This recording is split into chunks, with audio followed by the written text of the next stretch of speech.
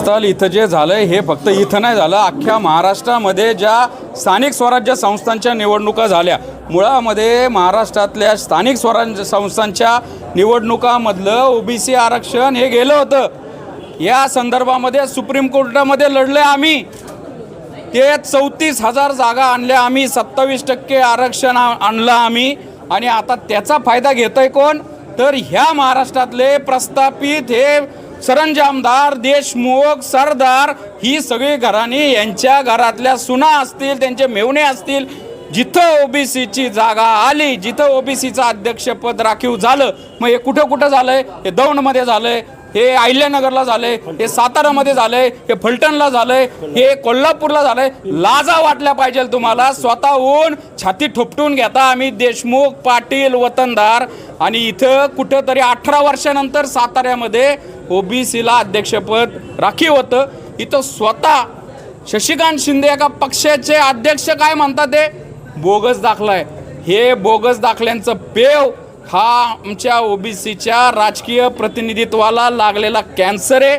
याच्या विरोधात आम्ही पुणे, पिंपरी चिंचवडमधले कुणबी दाखले चॅलेंज केले.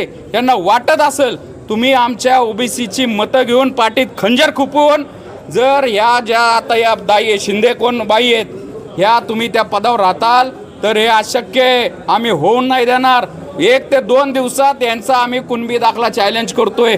कशी वंशावळ लावली तुम्ही एका दिवसामध्ये, 1-2 तासामध्ये कसा मराठावरनं कुणबी झाला, तुमच्या वडिलांची आणि तुमची जात कशी बदलली, हे अख्ख्या महाराष्ट्रासमोर आणू. कारण की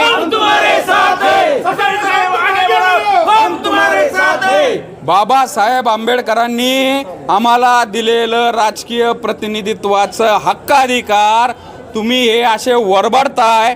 आमच्या ओबीसीच्या 450 जातीला कुठंतरी थोडंसं या पंचायत राजमध्ये प्रतिनिधित्व मिळतं. आम्हाला निधीसाठी तरतूद करण्यासाठी आम्हाला ते प्रतिनिधित्व पाहिजे. आमचे जे त्या स्थानिक स्वराज्य संस्थांमधले ज्या अडचणी आहेत त्याच्यासाठी आमचा माणूस तिथं पाहिजे. पण तुम्ही ते पण हिरावून घेताय आणि वर छाती ठोकपणे सांगताय की आम्ही शिवाजी महाराजांचे वारसदार. अहो, महाराजांनी सांगितलं होतं रयतेच्या भाजीच्या देठाला पण हात लावायचा नाही. आणि इथं रयत तुम्ही लुटताय. त्यामुळं ही आमची आता अस्तित्वाची आणि नव्याने स्वातंत्र्याची ही लढाई आम्ही चालू झालेली आहे. हे बनावट बोगस कुणबी हे आम्ही बाहेर काढू. वेळ लागेल. फक्त दुर्दैव याच्यामध्ये असं आहे की जे पात्र होते, ज्यांचे हक्क डावलले गेले, ते अजून समोर येत नाहीये. आम्ही या तुमच्या माध्यमातून त्यांना प्रश्न विचारतो. त्यावेळेस मग तुमची कोणती मजबुरी आहे? पक्षाच्या व्हीपला तुम्ही घाबरताय. तुमची लढाई आम्ही लढतोय, आम्ही दगडी खातोय.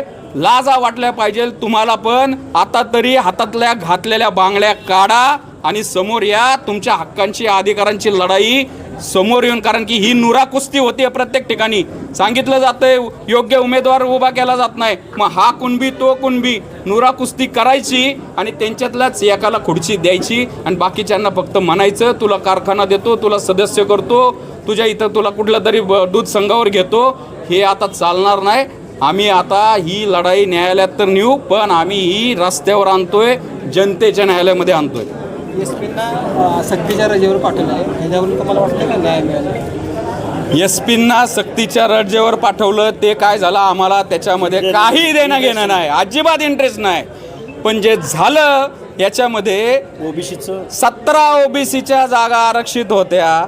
त्याच्यामध्ये तुम्हाला एक मूळ ओबीसी दिसत नाही.